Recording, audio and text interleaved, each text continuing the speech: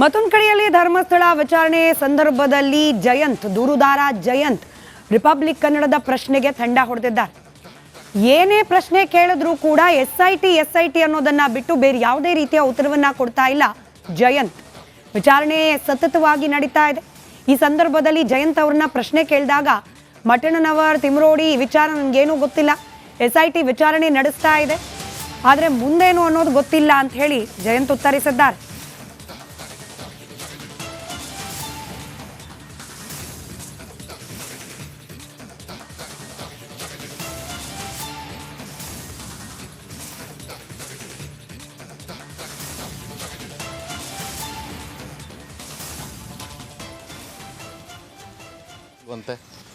ಅದು ಗೊತ್ತಿಲ್ಲ, ಅದು ನನಗೆ ಗೊತ್ತೇ ಇಲ್ಲ. ಯಾರು ಹೇಳಿದ್ದು ಅದು ಗೊತ್ತಿಲ್ಲ ನನಗೆ. SIT ತನಿಖೆ ಆಗುವಾಗ ನಾನಿಲ್ಲಿ ಅಕ್ಕವ್ರ ಮನೆಯಲ್ಲಿ ಇರ್ತೀನಿ, ಊರಿಗೆ ಹೋಗ್ತಾ ಇರ್ತೀನಿ, ಆವಾಗ ಅದರ ರೀತಿಯಲ್ಲಿ ಇದ್ದೀನಿ ಸರ್ ನಾನು. ಈಗ ಯಾಕೆ ತಿಮ್ಮರೋಡಿ ಎಲ್ಲೂ ಕಾಣಿಸ್ತಾನೆ ಇಲ್ಲ? ಅವ್ರು ಬರ್ತಾರೆ ಸರ್. ಯಾರು ಹೇಳೋ ಏನಕ್ಕೆ ತನಿಖೆ ಆಗ್ತಾ ಇರುವ ಬರಬೇಕಾ?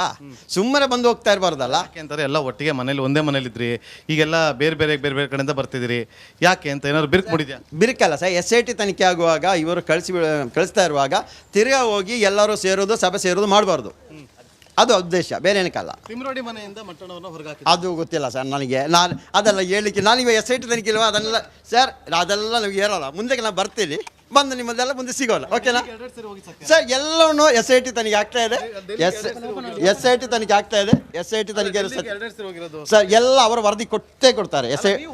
ಸರ್ ಏನಿದ್ರು SIT ನಾನು ಹೇಳಿದ್ರೆ ಇವಾಗ ನಾನೊಂದು ಹೇಳೋದು SITಗೆ ಒಂದು ಹೇಳೋದು ಆಗಬಾರ್ದಲ್ಲ ಸರ್?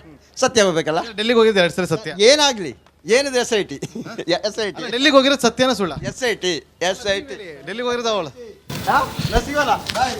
ನೋಡಿ ಮನೆಗೆ ಹೋಗ್ತಿಲ್ವಂತೆ. ಅದು ಗೊತ್ತಿಲ್ಲ, ಅದು ನನಗೆ ಗೊತ್ತೇ ಇಲ್ಲ. ಯಾರು ಹೇಳಿದ್ದು ಅದು ಗೊತ್ತಿಲ್ಲ ನನಗೆ. SIT ತನಿಖೆ ಆಗುವಾಗ ನಾನಿಲ್ಲಿ ಅಕ್ಕವ್ರ ಮನೆಯಲ್ಲಿ ಇರ್ತೀನಿ, ಊರಿಗೆ ಹೋಗ್ತಾ ಇರ್ತೀನಿ, ಆವಾಗ ಅದರ ರೀತಿಯಲ್ಲಿ ಇದ್ದೀನಿ ಸರ್ ನಾನು. ಈಗ ಯಾಕೆ ತಿಮ್ಮರೋಡಿ ಎಲ್ಲೂ ಕಾಣಿಸ್ತಾನೆ ಇಲ್ಲ? ಅವ್ರು ಬರ್ತಾರೆ ಸರ್. ಯಾರು ಹೇಳೋ ಏನಕ್ಕೆ ತನಿಖೆ ಆಗ್ತಾ ಇರುವ ಬರಬೇಕಾ? ಸುಮ್ಮನೆ ಬಂದು ಹೋಗ್ತಾ ಇರಬಾರ್ದಲ್ಲ. ಯಾಕೆ ಅಂತಾರೆ ಎಲ್ಲ ಒಟ್ಟಿಗೆ ಮನೇಲಿ ಒಂದೇ ಮನೇಲಿದ್ರಿ, ಈಗೆಲ್ಲ ಬೇರೆ ಬೇರೆ ಕಡೆಯಿಂದ ಬರ್ತಿದ್ದೀರಿ, ಯಾಕೆ ಅಂತ ಏನಾದ್ರು ಬಿರುಕು ಮೂಡಿದ್ಯಾ? ಬಿರುಕಲ್ಲ ಸರ್. SIT ತನಿಖೆ ಆಗುವಾಗ ಇವರು ಕಳಿಸ್ತಾ ಇರುವಾಗ ತಿರ್ಗಾ ಹೋಗಿ ಎಲ್ಲರೂ ಸೇರೋದು ಸಭೆ ಸೇರೋದು ಮಾಡಬಾರ್ದು. ಅದು ಉದ್ದೇಶ, ಬೇರೆ ಏನಕ್ಕಲ್ಲ. ತಿಮ್ಮರೋಡಿ ಮನೆಯಿಂದ ಮಟ್ಟಣ್ಣವ್ರನ್ನ ಹೊರಗೆ ಅದು ಗೊತ್ತಿಲ್ಲ ಸರ್ ನನಗೆ. ಅದೆಲ್ಲ ಹೇಳಲಿಕ್ಕೆ ನಾನೀಗ SIT ತನಿಖೆ ಇಲ್ವಾ ಅದನ್ನೆಲ್ಲ ಸರ್, ಅದೆಲ್ಲ ನಮಗೆ ಹೇಳೋಲ್ಲ. ಮುಂದಕ್ಕೆ ನಾನು ಬರ್ತೀನಿ, ಬಂದು ನಿಮ್ಮದೆಲ್ಲ ಮುಂದೆ ಸಿಗೋಲ್ಲ. ಓಕೆನಾ ಸರ್? ಎಲ್ಲವನ್ನೂ SIT ತನಿಖೆ ಆಗ್ತಾ ಇದೆ. SIT ತನಿಖೆ ಆಗ್ತಾ ಇದೆ. SIT ತನಿಖೆ ಸರ್ ಎಲ್ಲ ಅವರ ವರದಿ ಕೊಡ್ತಾರೆ. ಸರ್ ಏನಿದ್ರು SIT ನಾನು ಹೇಳಿದ್ರೆ ಇವಾಗ ನಾನೊಂದು ಹೇಳೋದು SITಗೆ ಒಂದು ಹೇಳೋದು ಆಗಬಾರ್ದಲ್ಲ ಸರ್? ಸತ್ಯ ಹೋಗ್ಬೇಕಲ್ಲ. ಡೆಲ್ಲಿಗೆ ಹೋಗಿದ್ದು 2 ಸರಿ ಸತ್ಯ. ಏನಾಗಲಿ ಏನಿದೆ SIT ಡೆಲ್ಲಿಗೆ ಹೋಗಿರೋದು ಸತ್ಯನ ಸುಳ್ಳ? SIT ಡೆಲ್ಲಿಗೆ ಹೋಗಿರೋದು ಅವಳು ಸಿಗೋಲ್ಲ. ನೋಡಿ ಮನೆಗೆ ಹೋಗ್ತಿಲ್ವಂತೆ. ಅದು ಗೊತ್ತಿಲ್ಲ, ಅದು ನನಗೆ ಗೊತ್ತೇ ಇಲ್ಲ. ಯಾರು ಹೇಳಿದ್ರು? ಮತ್ತಷ್ಟು ಡೀಟೇಲ್ಸ್ನೊಂದಿಗೆ ನನ್ನ ಕಲೀಗ್ ನಾಗೇಂದ್ರ ಬಾಬು ನೇರ ಸಂಪರ್ಕದಲ್ಲಿದ್ದಾರೆ. ನಾಗೇಂದ್ರ ಬಾಬು, ಒಬ್ಬೊಬ್ಬರಿಗೇನೆ SIT ಬಿಸಿ ತಟ್ಲಿಕ್ಕೆ ಪ್ರಾರಂಭ ಆದ ನಂತರದಲ್ಲಿ ಒಬ್ಬೊಬ್ಬರ ಹೇಳಿಕೆ, ಆ ಹೇಳಿಕೆಯಲ್ಲಿ ಹಿಂದೆ ಇರ್ತಾ ಇದ್ದ ಜೋಶ್, ಕಾನ್ಫಿಡೆನ್ಸ್ ಕಡಿಮೆ ಆಗ್ತಾ ಇದೆಯಾ ಅಂತ ಹೇಳಿ ತಾಸ್ಗಟ್ಟಲೆ ಮಾತನಾಡ್ತಾ ಇದ್ದ ಜಯಂತ್ ಅವರು ಇವತ್ತು ರಿಪಬ್ಲಿಕ್ ಕನ್ನಡದ ಕ್ಯಾಮ್ರಾಗೆ SIT ಬಿಟ್ಟರೆ ಬೇರೆ ಏನು ಪ್ರತಿಕ್ರಿಯೆ ನೀಡಲಿಕ್ಕೆ ತಯಾರಿಲ್ಲ. ಈ ಬದಲಾವಣೆ ಯಾಕಿರಬಹುದು?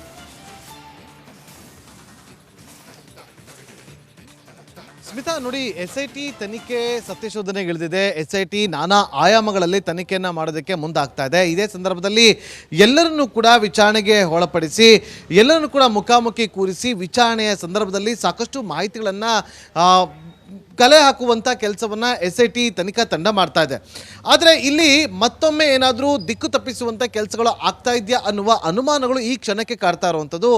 ತಮಗೆ ಇದ್ದಂಥ ಒಂದು ಪ್ಲಾನ್ ಏನಿತ್ತು, ಆ ಪ್ಲಾನ್ ಸಕ್ಸಸ್ ಮಾಡಿಕೊಳ್ಳೋದಕ್ಕೆ ಇಷ್ಟೆಲ್ಲ ಷಡ್ಯಂತ್ರಗಳನ್ನು ಮಾಡಲಾಯ್ತಾ ಅನ್ನುವ ಅನುಮಾನಗಳೀಗ ವ್ಯಕ್ತವಾಗ್ತಾ ಇದೆ. ಸ್ಮಿತಾ, ನೋಡಿ ಯಾಕೆ ಅಂತಂದರೆ ಬಹಳ ವರ್ಷಗಳಿಂದ ಹೋರಾಟಗಳನ್ನು ಬೇರೆ ಬೇರೆ ಕಾರಣಗಳಿಗಾಗಿ ಮಾಡ್ಕೊಂಬಂದಿದ್ರು. ಅದೇ ಯಾವುದಕ್ಕೂ ಕೂಡ ತನಿಖೆಯ ವಿಚಾರವಾಗಿ ಎಲ್ಲೂ ಕೂಡ ಪ್ರಸ್ತಾಪ ಆಗ್ತಾ ಇರಲಿಲ್ಲ. ಆದರೆ ಈ ಒಂದು ಬುರುಡೆ ವಿಚಾರವನ್ನು ಪ್ರಸ್ತಾಪ ಮಾಡಿ ಇಲ್ಲಿ ಷಡ್ಯಂತ್ರವನ್ನು ಮಾಡಿ ಕೊನೆಗೂ ಕೂಡ ತಾವು ಅಂದುಕೊಂಡಿದ್ದನ್ನು ಸಾಧಿಸಿದ್ದಾರ ಈ ತಿಮ್ಮರೋಡಿ ಗ್ಯಾಂಗ್ ಅನ್ನೋದು ಈಗ ಉದ್ಭವ ಆಗ್ತಾ ಇರುವಂಥ ಅನುಮಾನ.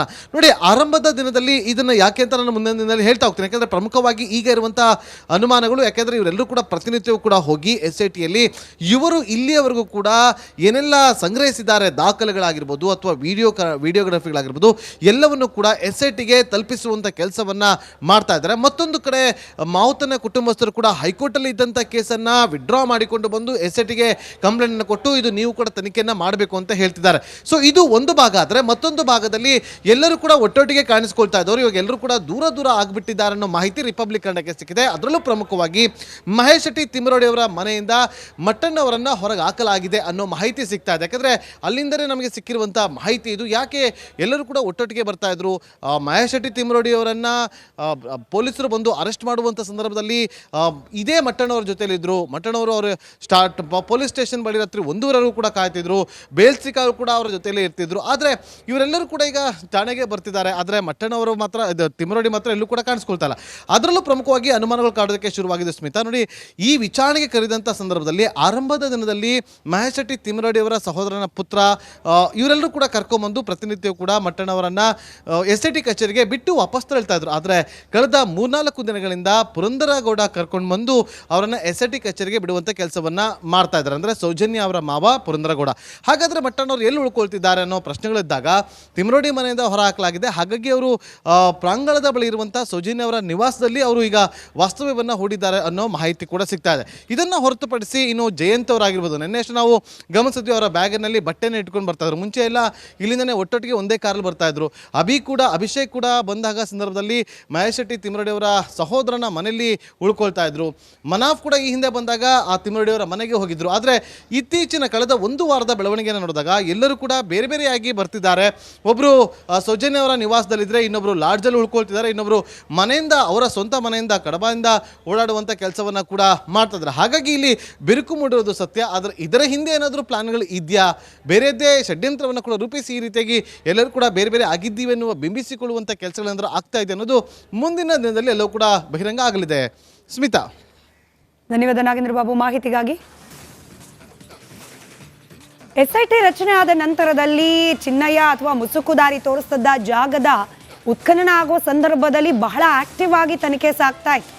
ಆದರೆ SIT ಅಧಿಕಾರಿಗಳು ಈ ಚಿನ್ನಯ್ಯನನ್ನ ವಶಕ್ಕೆ ಪಡೆದ ಬಳಿಕ ಸ್ವಲ್ಪ ಸ್ಲೋ ಡೌನ್ ಆಯ್ತಾ ತನಿಖೆ ಅನ್ನೋ ಅನುಮಾನಗಳು ಕಾಡ್ತಾ ಇದೆ. ಚಿನ್ನಯ್ಯನ ಕಸ್ಟಡಿ ಬಳಿಕ ನಿಧಾನವಾಯ್ತಾ ತನಿಖೆ, ನಿಧಾನಗತಿಯಲ್ಲಿ ಸಾಗ್ತಾ ಇದೆ SIT ತನಿಖೆ. ಏನಿದ್ರು ಕೇವಲ ನೋಟಿಸ್ ಕೊಡೋದು, ವಿಚಾರಣೆಗೆ ಕರೆಯೋದು, ಇದಕ್ಕೆ ಸೀಮಿತವಾಗಿದೆ ತನಿಖೆ.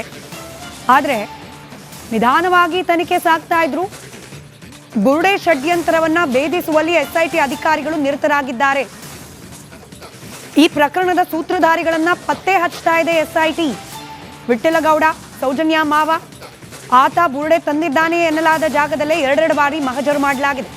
ಷಡ್ಯಂತ್ರದಲ್ಲಿ ಭಾಗಿಯಾಗಿದ್ದವರ ಬಗ್ಗೆ ಸಾಕ್ಷ್ಯ ಸಂಗ್ರಹ ಮಾಡಲಾಗ್ತಾ ಇದೆ. ಆರೋಪಿಗಳ ಬಂಧನ ತಡೆ ಆಗ್ತಿರೋದು ಯಾಕೆ ಅನ್ನೋ ಪ್ರಶ್ನೆ ಕಾಡ್ತಾ ಇದೆ.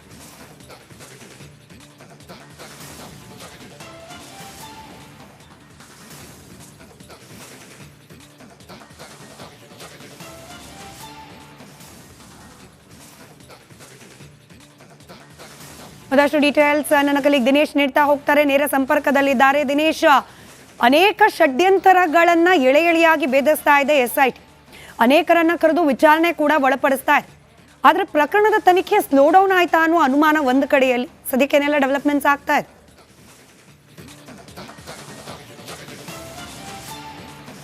ಹೌದು ಸ್ಮಿತಾ, ಈ ರೀತಿಯಾದಂಥ ಒಂದಷ್ಟು ಅನುಮಾನಗಳು ಕಾಡ್ತಾ ಇದೆ. ಅಂದರೆ ಇತ್ತೀಚಿನ ದಿನಗಳಲ್ಲಿ ನೋಡ್ತಾ ಹೋದರೆ ಕೇವಲ ನೋಟಿಸು ಕೊಡ್ತಾರೆ, ಮರುದಿನ ವಿಚಾರಣೆಗೆ ಹಾಜರಾಗ್ತಾರೆ.